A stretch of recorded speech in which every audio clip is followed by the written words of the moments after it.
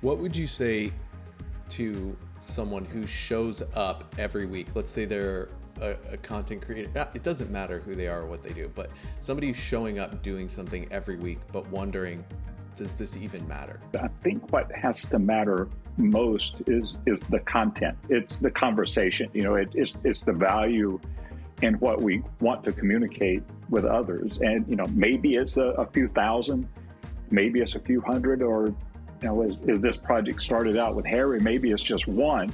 But even with that one, you never know how far that's going to go. You never know what the ripples of that are going to be. Most people don't recognize the time that goes into it because they don't see it. They don't hear. I mean, I think they hear it in the sense that things go well. If things didn't go well, that's usually an indication that the preparation wasn't what it should be. But I would say never take criticism from someone you would not go to for advice. It's not just being physically present. I think that's something we have to be extraordinarily careful of now. Number one, it's physically present because you can't show up if you're not physically there. But it's also about being mentally and emotionally present. And it's so easy in today's world because of technology to be sitting next to each other and be in completely different places. What if the most impactful content you ever make is the stuff you never planned to publish? Well, my guest today has one of the most recognizable voices in college football, but a lot of people couldn't even tell you his name. Ric Smith has been the stadium announcer at Auburn's Jordan-Hare Stadium for nearly 20 seasons. He's called the SEC Championship, been behind the mic for two of the most iconic and some of my favorite plays in college football history, worked 4 consecutive Olympic Games, and has read the names of Auburn graduates at commencement since 2008. But here's what I think makes him really interesting for this conversation. He's a professor, a minister, an author, and someone who spent decades figuring out how to show up for people, whether that's in front of 87,000 people in a classroom of 30, or across a table from one other person over a cup of coffee, and in his case, a cup of tea. His book, Every Day is an Audition, started as private letters to his then 11-year-old son with no strategy. There was no launch plan, just a dad trying to say the things that mattered, and it turned into something that I think thousands of people should be reading. And he recently sat down with me, one of his former students, for 2 hours and almost 30 minutes, not because it was part of a curriculum, but because showing up is just part of how he's wired. And this conversation is about what happens when you treat every moment like it matters, even the ones nobody sees. Ric, welcome to the show. What else should people know about you? That's a pretty good rundown. I do know how to juggle. So if you want to have a little entertainment later on, we can do that. Okay. Wow. What's the extent of your juggling expertise? It used to be better back in the day. I don't juggle as much as I used to, but I can juggle 3 apples and eat one while I'm juggling. So that's about as far as it went. That's considering I can do maybe 2 things at a time. But to be fair, I can juggle 4 kids metaphorically. Yeah, see, that's much more difficult than what I'm doing. I love that. Well, you created something with no audience or 0 audience in mind, or maybe an audience of 1 with these letters to your son, Harry, and it became a book that I think is deeply resonant. What does that teach people who are obsessing over who's watching before they even start something? I think oftentimes we fall into this trap of worrying about the size of the audience. And size of the audience can matter, but I think what has to matter most is the content. It's the conversation. It's the value in what we want to communicate with others. And maybe it's a few thousand, maybe it's a few hundred, or as this project started out with Harry, maybe it's just one. But even with that one, you never know how far that's going to go. You never know what the ripples of that are going to be. So I think it's a matter of doing good work for good reasons, and good things will come from that. And if I'm not mistaken, the reason that you actually decided to kind of condense and publish these letters was because a student started meeting with you regularly, and there was kind of an overlap between her questions and some of the things you'd already written to Harry that became hard to ignore. So how do you recognize when something that you've made for one person is actually meant for many people? The way that played out, I actually have a copy of that very first version when my son Harry was 11, I began to think, 12 is not very far away. And once your son reaches 12, then young adulthood is not very far away. So I decided to write these letters to him and to get with the purpose at that time of giving it to him on his 12th birthday.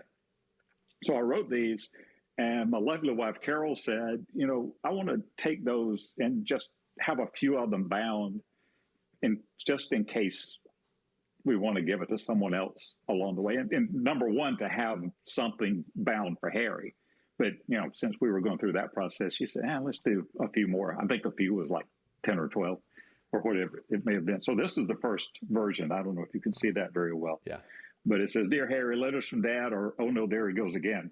And it says, "Presented to Harrison Wayne Smith on the occasion of his 12th birthday, April 4th, 2003.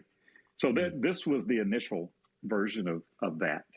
And like I said, there were, the main one for him, and then just a handful of others.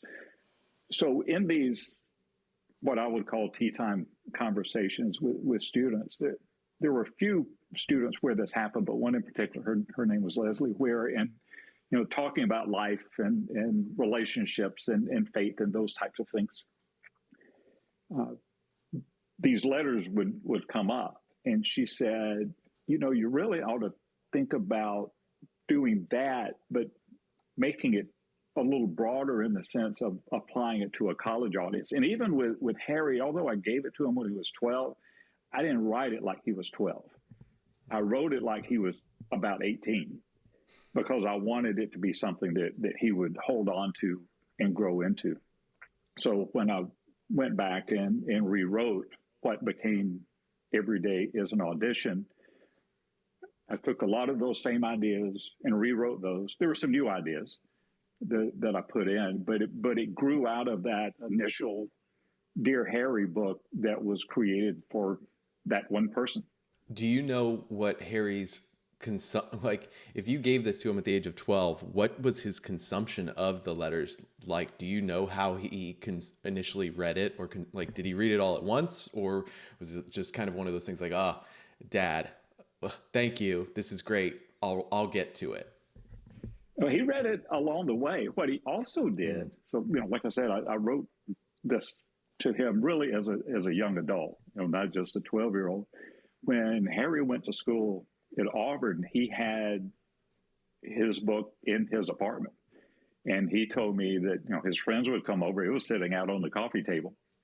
So they would take a look at it as well. So that original Dear Harry version actually was in his apartment during his time at Auburn. Every Day is an Audition came out in 2014. He graduated in 2013. So the whole time he was at Auburn, he had that original Dear Harry. And yeah, he said his friends would pick it up and take a look at it, and they would talk about things. That's interesting. For some reason, I thought it came out while I was still in school, but I guess it did not. That's what happens when you start to get into your 30s. I guess you just start to forget things. It all runs together. It does. You've announced in front of 87,000 people what feels like countless times, but you've said that your job is not to be a fan when you're doing that. It's to provide information, which I think, as somebody who's an avid fan, that can be a really hard discipline to keep.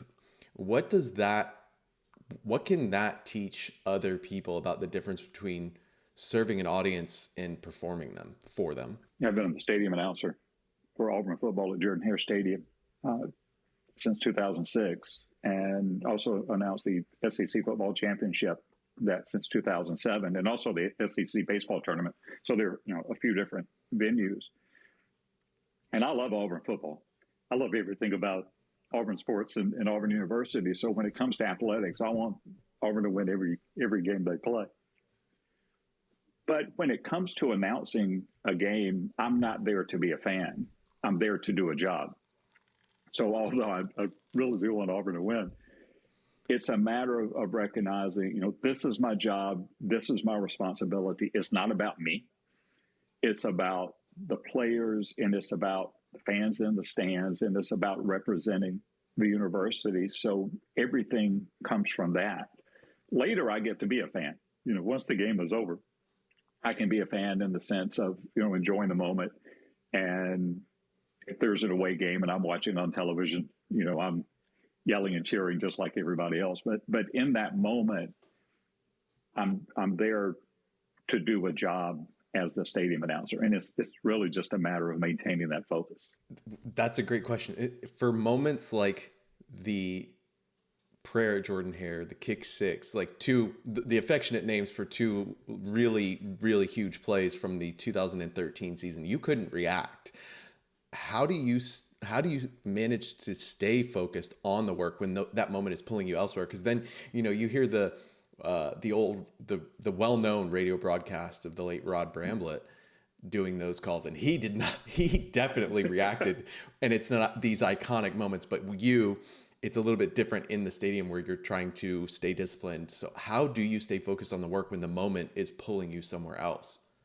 Yeah, and for Rod in that call, and now for Andy Burcham, their task is different. Their purpose is different. The Auburn tradition of announcing games, as far as the stadium announcer is concerned, is to be neutral. Not every school does it that way, and that's okay. The way they do it is the right way to do it for them. But the Auburn approach has always been to be neutral in the call. So again, it's a matter of focusing on the job. It's funny you bring up those two plays, especially the kick six. One of the questions I'm asked most is basically what you just asked, which is, how did you not lose your mind?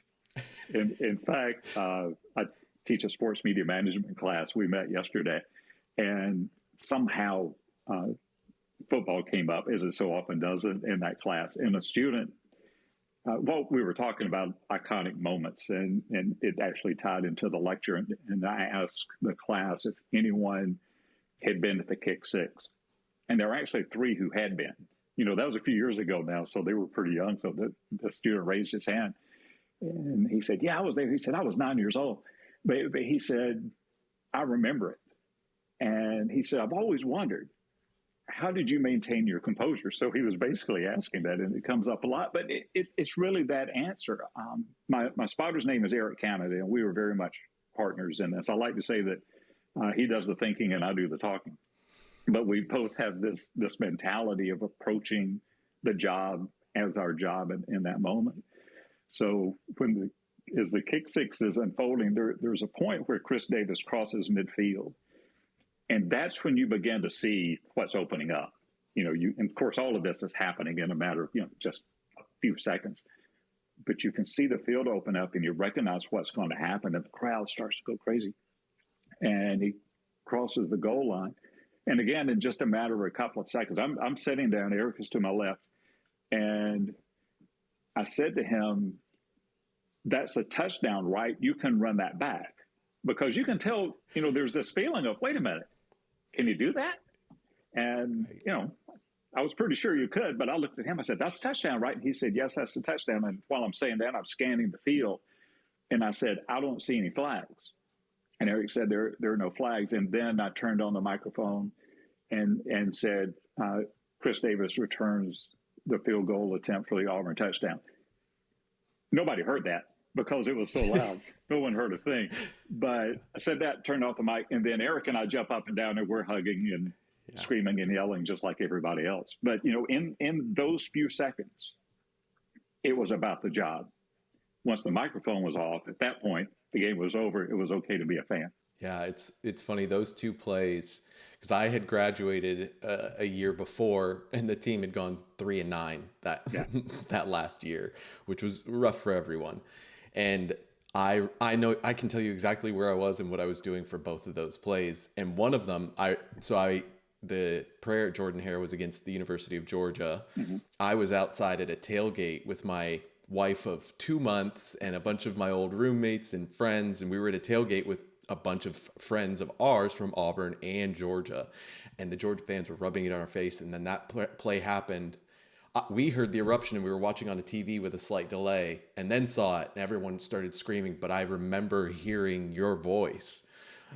Like, I couldn't hear the words, but all I knew was like you were saying touchdown Auburn. And so it's funny now that all of these kind of core memories basically come together, and to be able to hear your side of it is really fun.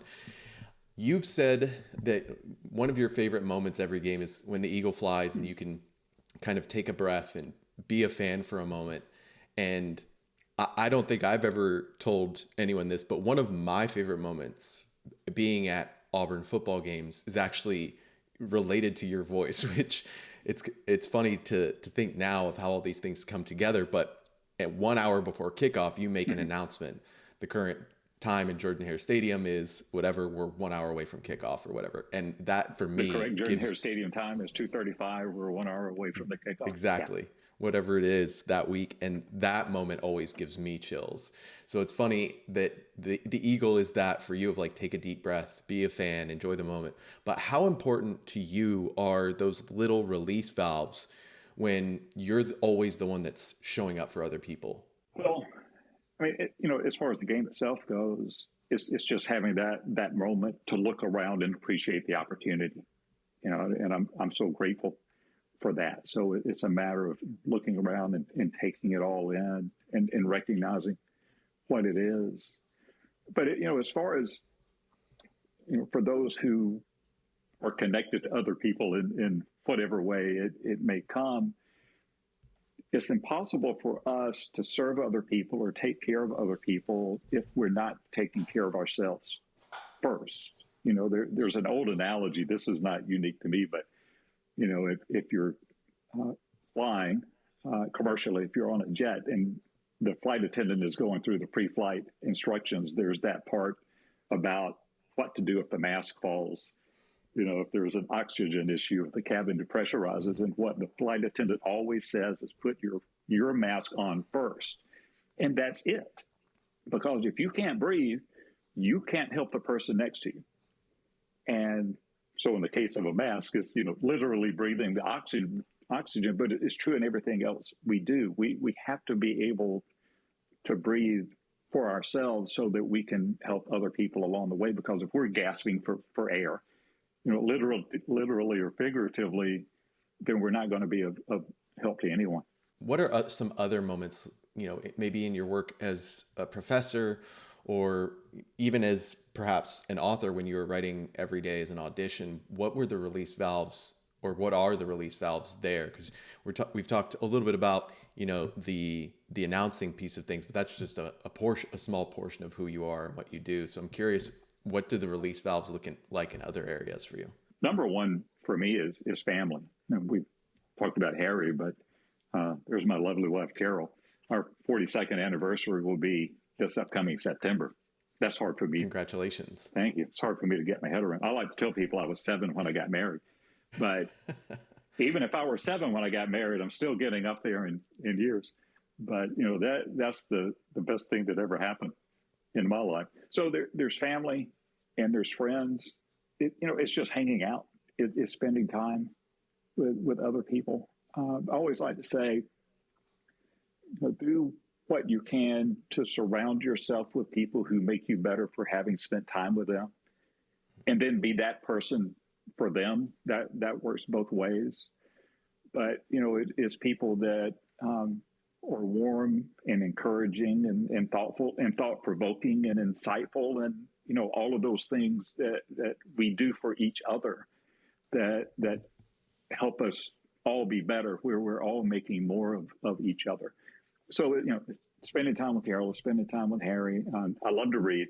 Is having quiet time to read and, read those things, those types of books that do the same type of thing.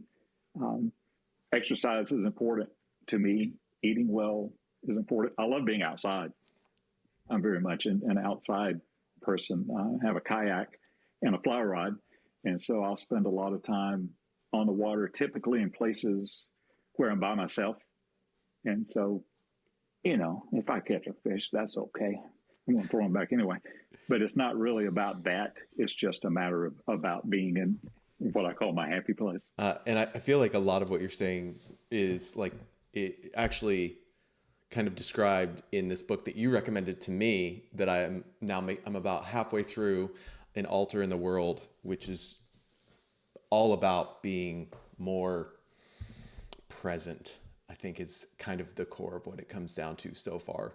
So I think that's that exactly it. is great. Yeah, we live in a world where we're surrounded by alerts and alarms and buzzes and bells. And there's so much about that that's good. I'm not a Luddite. I do have a smartphone.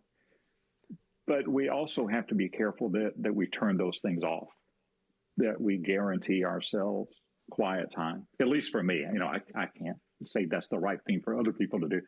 But I would suggest that everyone try it, because I have found it's extremely important to disconnect in that way, so that we have time to rest and that we have time to listen and that we have an opportunity to just be. As someone who is not on social media, who recently told me that you've not used AI and you have no plans to use AI, what's your advice for someone like me who is chronically online? I sit at a computer at my desk all day talking to people around the world, which is great, but unplugging at the end of it can feel a little sticky. For people like that, and I know you don't have those same struggles because you have not gone down the rabbit hole with those particular technologies, which is maybe for the best. What's your advice for people like that, and how to better disconnect? Well, and it's such a complicated thing to discuss. I have been on social media before. It's not like I have never done it. So I do understand social media. And again, this isn't for everyone. It's what I found for me. It was good for my soul to no longer be on social media. And I'll say this, there's so much about it that's terrific. The way that people can connect with each other, the way that people can reconnect or stay connected when they might not be able to do that otherwise. One thing I've always said about social media is the great thing about social media is it gives voice to people who never would have had a voice before. The horrible thing about social media is it gives a voice to people who never would have had a voice before. It's both of those things at the same time. So, so much of it is terrific. But what I found, and this is on me, this isn't anyone's fault but my own, but what I found is, although I would intend to be careful about, who I followed and the sites that I followed and that sort of thing, I found myself getting sucked into places I did not want to be. And again, that's on me. I'm sure there are people that can handle that. But me being me, I found it better to step away from that. But I'm in a place in life where I can do it. And, I'm the way my career is, and especially where I am in my career, I can do that. And it's very different for me at my age and my place than it would be for you. And here's the thing I've always struggled with. People say that social media is dangerous. And in some ways it is. It's good, but there is danger that comes from it. But if you think about it, it's the same thing with books. I love books. But you can think about books in a certain way that they can be dangerous, in the sense that through books, we are presented with new ideas. Many of those new ideas are marvelous. Some of those ideas are less than marvelous. But, I can't imagine that if I had a young child now that I would refuse to teach that child to read. Of course not. I taught Harry to read. Well, actually, the school system did. But, Carol and I were very big into books. And Harry had a lot of books as he was a kid. We spent a lot of time reading to him and reading with him, because we thought that was extraordinarily important. And he's a big reader now. But, what the approach we had is to read wisely and to read critically. And, there will be some things you read that open up new ideas. There may be some things you read that you decide to reject for whatever reason. So I think the same thing is true with social media. In many ways, social media and other technology is like the technology of books. We can't hide from it. We can't turn away from it, but we have to approach it with maturity and approach it with critical thinking skills and approach it with discernment, so that we benefit from all the good that it offers, but we don't get pulled in to those things that are not so good. Going back to work things, you when it comes to the announcing stuff, you start prepping for a Saturday game early in the week. And you've said that you read the script out loud. Your wife will hear it before the game day even happens. And during the game, you're making a couple hundred calls per game from a script that may be a few thousand words. As someone who has read many scripts as well for different purposes, that can be a lot. But what most people see is the performance. Nobody sees the preparation. What do people get wrong about their preparation? Most people don't recognize the time that goes into it because they don't see it. They don't hear. I mean, I think they hear it in the sense that things go well. If things didn't go well, that's usually an indication that the preparation wasn't what it should be. So I think anyone who's face forward in a sense, be it stadium announcing, be it as a podcast host, be it as a teacher, the success in those moments come from all of the time and effort that goes before that moment. So, with a 3.5 or 4 hour football game, it's all of the hours that go into preparation before that, before a 1 hour class or a 1 hour podcast. It's all of the preparation that goes before, which of course means we're prepared and we're ready, but it also means we're more confident.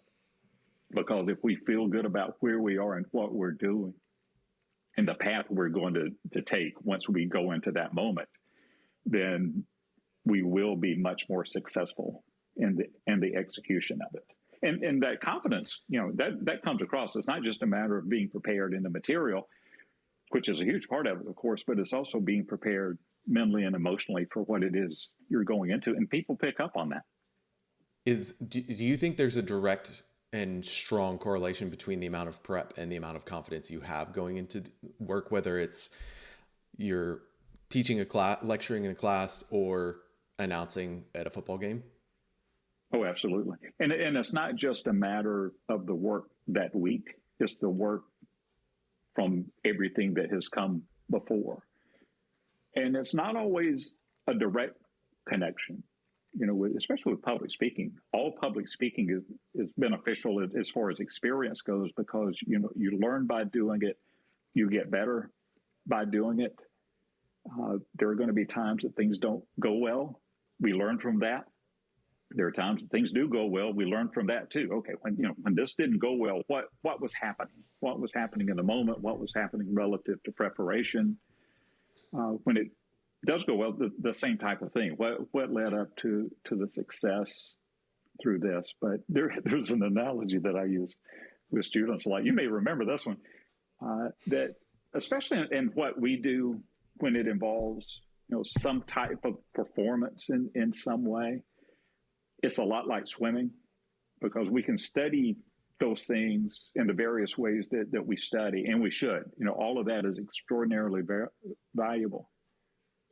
But like with swimming, you really don't know how to swim until you're in the water. You don't really understand what swimming is until you're in the deep end of the pool. And so when you're learning to swim, sure, you may study, various aspects of swimming, but eventually you have to get in. And early on, you're kind of splashing around, but you get a little better and you get a little better. And then you begin to put the work in. You begin to swim the laps and you develop form and you develop strength and you develop endurance and you develop confidence and you become a good swimmer. So it's the same thing in all of this type of work. Repetition makes us better. Repetition with the intent of learning from the process. And we have to be critical of what we do. For anyone who hosts a podcast, be it visual, be it audio only, go back and watch what you do and go back and listen to what you do. It can be extraordinarily painful to do that, but it is hands down the single best thing to do because The way we sound in our heads to ourselves is different than it sounds to other people. The way we think we look is different, but what you see in the camera and what you hear, that's it. And I still, after all these years, after 20 years of announcing Auburn games, I'll record the game, and then usually the next day or the next couple of days, I'll go back and watch the game and listen. So I crank the volume way up, because oftentimes the field is mic'd so that you can hear what the stadium announcer is doing. And that's not that I get my kicks out of listening to myself be on television. It's that's how I critique my work to make sure, okay, did I say that right? Did it sound right? Looking at what this play was, did I announce this play properly? Was there a different way that I could have done it that would have been better? And I like to do it close to the event, because I still have in my mind, okay, this is what was going on in the booth when I made this call. And it's just a matter of listening. And oftentimes I'm taking notes, I'm writing things down and saying, okay, that was good. Keep doing that. Don't do that again. Here's what went wrong with that. But that never ends. That's never going to stop. Yeah, I can't remember if it was, I had this conversation with somebody recently, and I don't remember if it was you when we were meeting over coffee and tea, or if it was somebody else, but I have a hard time understanding whenever I know that I've heard actors, there are certain actors who have publicly said, oh, I never watch my own movies. And I can't empathize with that. I don't understand it, because yes, it's painful to watch your own stuff, because you always are going to see the things that you're always going to be more critical of yourself than other people are, generally speaking. And so it's hard for me to understand that perspective, because I find there's so much value in forcing myself to sit through that discomfort because of the growth that comes as a result of it. Mm-hmm. So I love that, hearing that you're still doing that after all these years. And you've done all this for decades, not just announcing the teaching and everything. A very long time. Yeah. Can I say two more things related to that may be helpful? Of course. One of the two. The first is, in addition to watching yourself, have a few friends who understand what you're doing and who understand how it works, who will be brutally honest with you. There are times you need to hear it from others, and that can be positive too. All of that feedback from those others doesn't have to be negative; it can also be positive. But it's someone that you can go to and say, okay, tell me what you're seeing and tell me what you're hearing. Is there anything that I need to work on? They need to understand your job and what you do and how you do it, so that they can make valuable comments on the work. They have to understand it in order to offer something of value. But have those people who will be brutally honest. And I have a few, and I am grateful for that. I don't always want to hear it, but it's good when I do. The second thing is, and I guess this ties back to social media, because if you are a forward-facing person and you are on social media, there are going to be times that you get comments. But I would say never take criticism from someone you would not go to for advice. For someone you would seek out for advice, then yes, take their criticism perhaps. But if it's someone you wouldn't go to for advice, don't take the criticism, because, do they know what they're talking about? Do you know who they are? Do you know what their motivations are? There can be so many things at play there. And it's easy to get caught up in that. So, somewhere in there is a line of what you want to accept and what you refuse to let bounce around in your head. What if you start hearing the same feedback over and over and over from people that you wouldn't take advice from? And it's more than one voice, it's many. If it's many, I'm going to think, okay, maybe there's something going on. And that's when I would go to those people I trust and say, okay, I'm getting this. This is coming back to me. Is there something to it? And then if there's confirmation that, yes, what you're hearing from over there is something to that, and you need to pay attention to. But I have that group of people I trust who can confirm that, yes, this is an issue. Or perhaps they say, well, no, I don't know where that's coming from. We're not hearing that. And again, I trust they're not going to be nice about it. they're going to tell me what I need to hear, and that's what's so valuable about it. But it's also a matter of sometimes there's an opportunity to take something like that and turn it into something good. We once had a player from LaPlace, Louisiana. We don't do it this way now pregame, but because the players introduced themselves on video, but a few years ago, when you were there was a time that I would do that, and we would announce, the player's hometown and where they went to high school, and the name and position. And so we had the student from LaPlace, Louisiana, and this is on me. I should never have made this mistake, but I did. When I saw it, it's capital L-A, capital P-L-A-C-E, that I was pronouncing LaPlace. Well, LaPlace, Louisiana, because of the French influence. So I had said that a couple of times. And one day I got a voicemail from this guy, and he was very nice about it. He said, "Hey," he said, "I'm from Louisiana. I was at the game Saturday. Heard you say LaPlace. Just want you to know it's LaPlace." So, he was, in a sense, calling me out, but in a constructive way. And he left his phone number. So I called him up. And we had this great conversation. We ended up talking for about 30 minutes. And so I made a new friend. And again, part of that, number one, I was wrong. And I shouldn't have been, because I should have checked. When in doubt, check. So that was on me. But also his approach of being constructive wasn't, popping something out on social media. "You idiot, you don't know how to say this town right." It was, calling up, "Hey, Rick, just want you to know, this is how you pronounce the name of the town." So part of it too is, when we offer constructive criticism to others, when we offer constructive criticism to ourselves, what approach do we take? And is it a matter of breaking someone down, of tearing them down, or is it a matter of building them up and helping them through suggestions and corrections?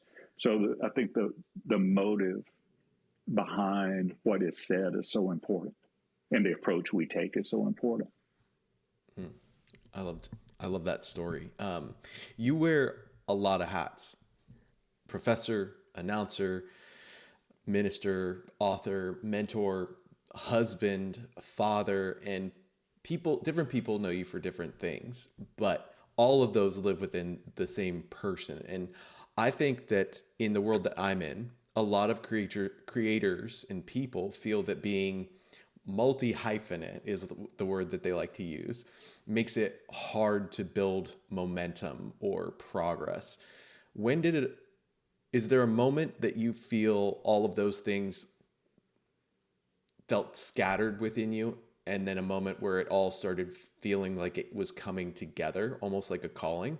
That's a great question. I wish I had a great answer for that. But, I think the multi-hyphenates, they're not wrong in the sense that we can be pulled in too many directions. There can be a point that we're attempting to do so much that we cannot do anything well. And there comes a point that we do have to make choices as to what we see is most important and what we want to devote our time to. There's an old advertising slogan: "You can have it all," but that's a lie. You can't. We have to make choices in life, and there are trade-offs. And so we have to decide ultimately what's most important for a variety of reasons. There's relationships that are important. There's career that's important. And both of those things are important. It's important to make our living so that we can buy those things we need to buy, pay the mortgage and buy groceries and take care of our families and that way, and plus the contribution that we make through the work that we do. But if we're doing that, we're not with our families, but it's necessary to do that. But it's also necessary and good and joyful to be with our families. So it's a matter of finding balance and saying yes to the most important things and saying no to things that are not unimportant. They may be quite important themselves, but it's a matter of choosing the most important and not being overwhelmed. So there are things that I would love to do that I would say no to. And it's not that I don't respect the opportunity. It's not that I'm not grateful for the opportunity. And it's not that I would have a blast being involved in that opportunity. But it's impossible to do everything. So I try to focus on the most important things for me. Is I see that, and Carol sees it, and Harry sees it, and all of us together in making those decisions. I think that is perfect because I think in another life, I would have heavily pursued stand-up comedy. And you and I talked a little bit about the fact that we both love Robin Williams, and some of his classic stand-up comedy is just timeless and so good. And that, as a kid, I loved watching that. And I still to this day love making people laugh. It's one of my favorite things in the world. It's just to be able to use humor in a way that just like lightens the moment and makes people feel better. And in another life, I would have done that. And I've gone to some open mics here and there. I've never actually done one. I've just gone and watched and been like, I can do a minute or two. But then I realized at some point I will, but with 4 young children, the actual cost of pursuing something like that is you're gone at night many times a week, and you may be out late, and then you're not showing up the way that you should the next morning for those kids to get off to school or to help them with homework or whatever it is, because you're too tired or absent-minded. And so it was one of those things that I've come to terms with recently of I'd love to have that be a part of who I am. And it is to some degree, but that's just not something I'm going to pursue for the time being. You host something called Tea Time after your classes, which is an open conversation with students. There's not really an agenda or curriculum to my knowledge. And in a world where it feels like everyone's trying to scale everything, you've built trust with students and with people in general by doing things that don't scale.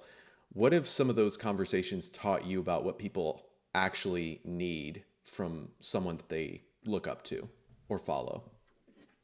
I think one of the things we all need is human connection. It's just a matter of being able to sit down and have conversation. So, sometimes the student has a question and I'm offering advice. There is that.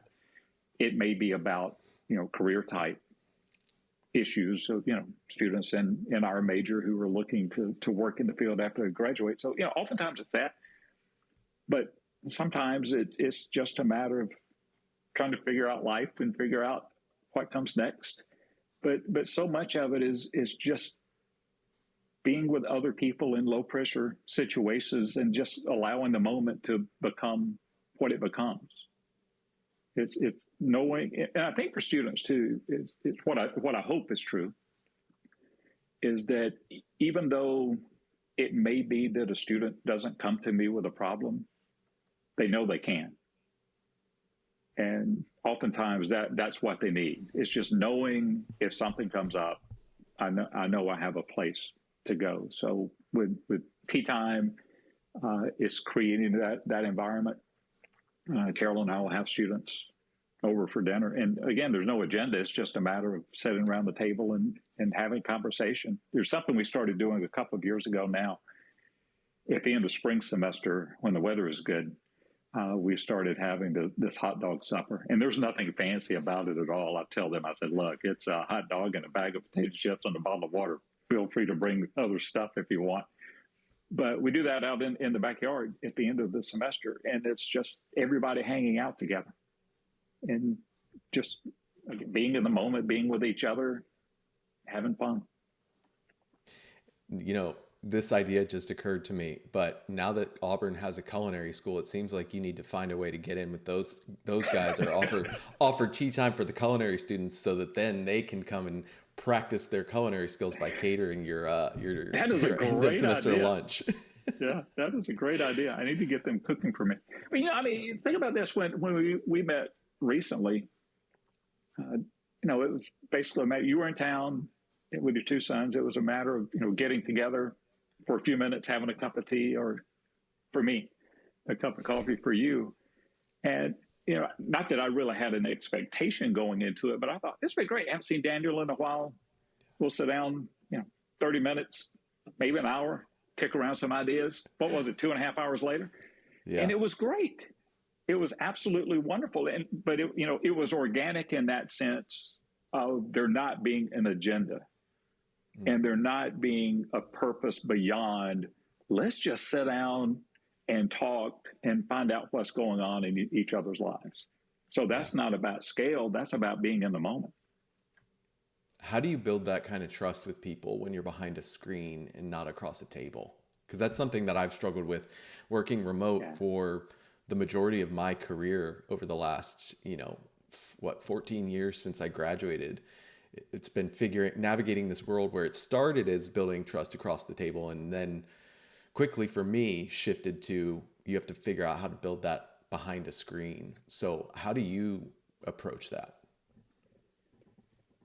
That's a terrific question. I think in the foundation of it is being authentic.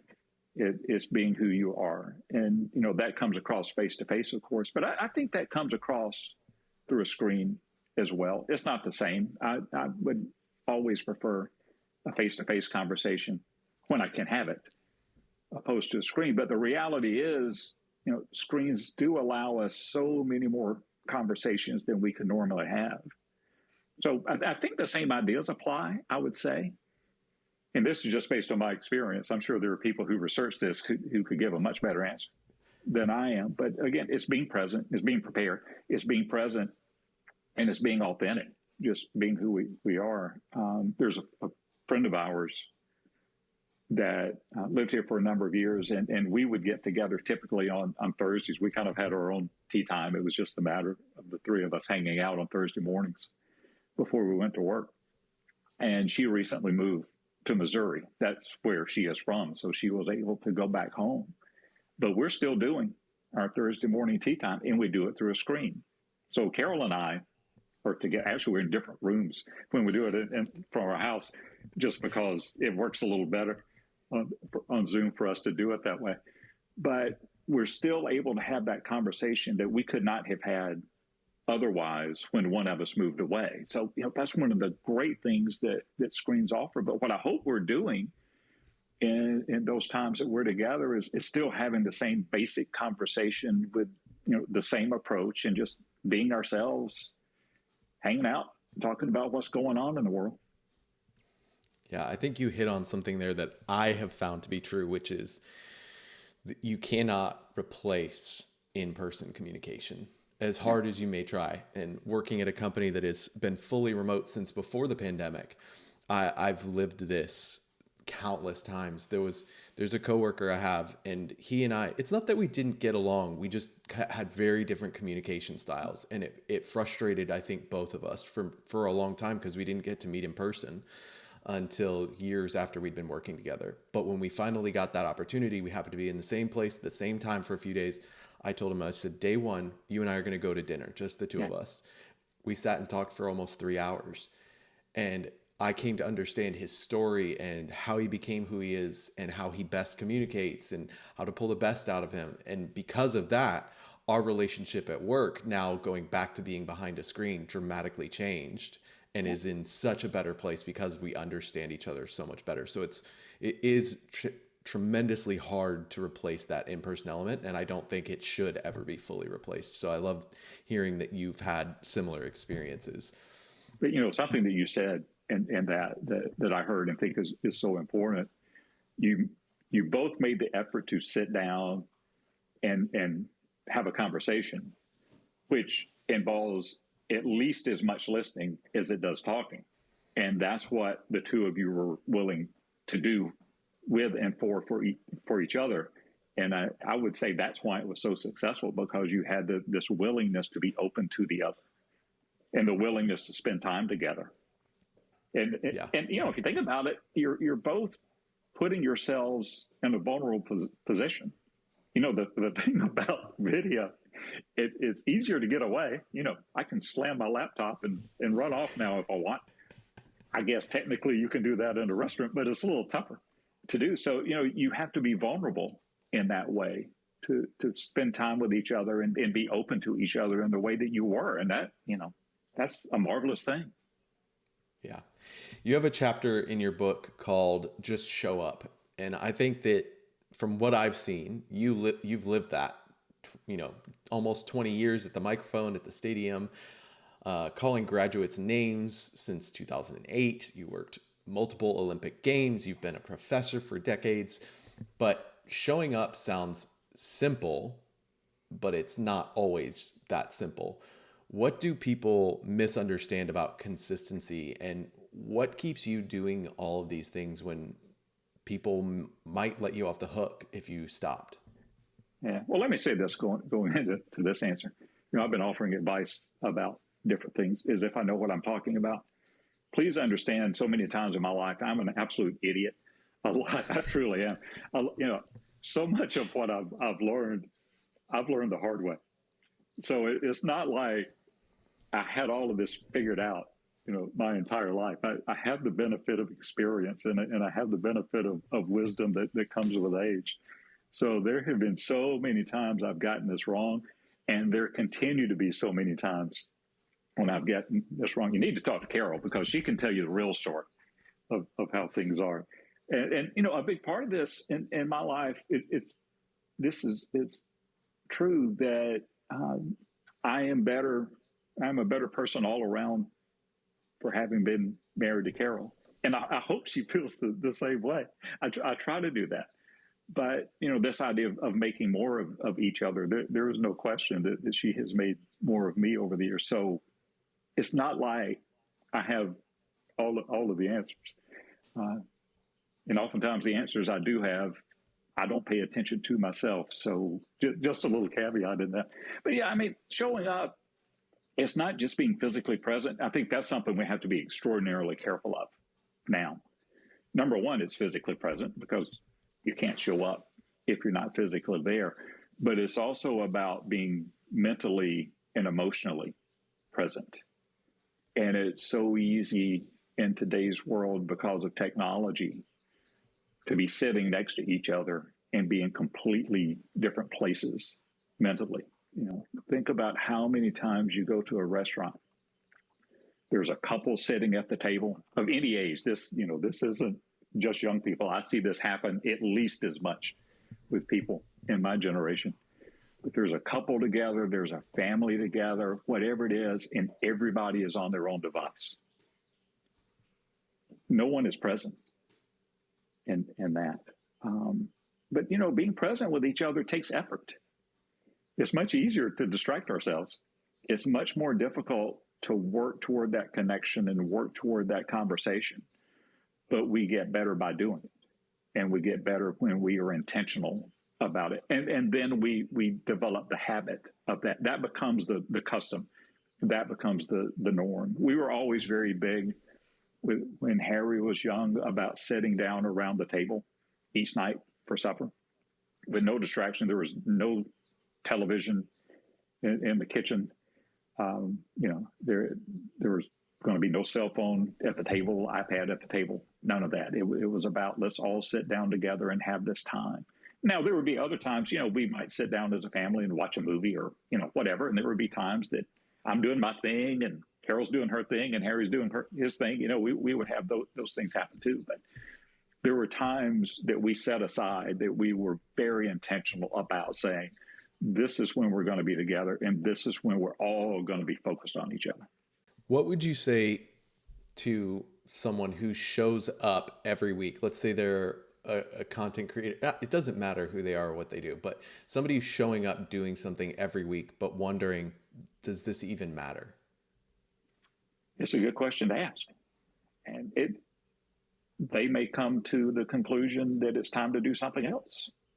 Or they may come to the conclusion that this is worth fighting for to make it what my vision says that it can be. Or maybe it's recognizing there's a new vision to it and making those alterations. But I think we should always ask ourselves that question. We've always done it this way is a terrible reason to do anything. Likewise, we've always done it this way, so let's change it just for the sake of change. That's equally bad. But, it's good to evaluate and say, okay, where am I now? What am I doing now? And what's the purpose of what I'm doing? And what's the impact that it's having? And is this the best way that I should be spending my time and my energy? Because it changes through life. There are things that I do now I was not doing 30 years ago. Things I was very much devoted to 30 years ago that I'm not now. And that's not that it was the wrong thing to do then. It's just that circumstances change. I change. What I perceive to be most important relative to the time changes. So, that's not giving up on something necessarily. It's just recognizing it's time to go in a different direction. Well, Ric, thank you for being here and for the way that you have modeled what it looks like to show up, whether anyone's counting or not. Where should people go to find your book or to connect with you? Every Day is an Audition is online. I think Amazon, that's it. It looks just like that. Amazon has some. If someone wants to shoot me an email, I'm pretty easy to find online. Just Google Ric Smith, School of Communication and Journalism, Auburn University. My university email will come up and other things. So anyone's always welcome to shoot me an email and check in and see what's going on. Great. Well, all of those links will be in the show notes, including Every Day is an Audition, which has been on my shelf for over a decade now, and I'm rereading again for at least the third time since, which is high praise from me, because I do reread books, but very select few. So it is a book that had a lasting impression on me when I was 24 and newly married, and still leaves an impression with me 36 years old, or almost 36 years old, with 4 kids and a wife of almost 13 years. So if this conversation made you rethink what showing up actually looks like, not the performance, but the preparation, the consistency, and the people that you're really doing it for, send it to someone who might need to hear it. You don't need a bigger stage. You just need to mean it on the one that you've got. Thanks so much for listening, and we'll see you in the next one.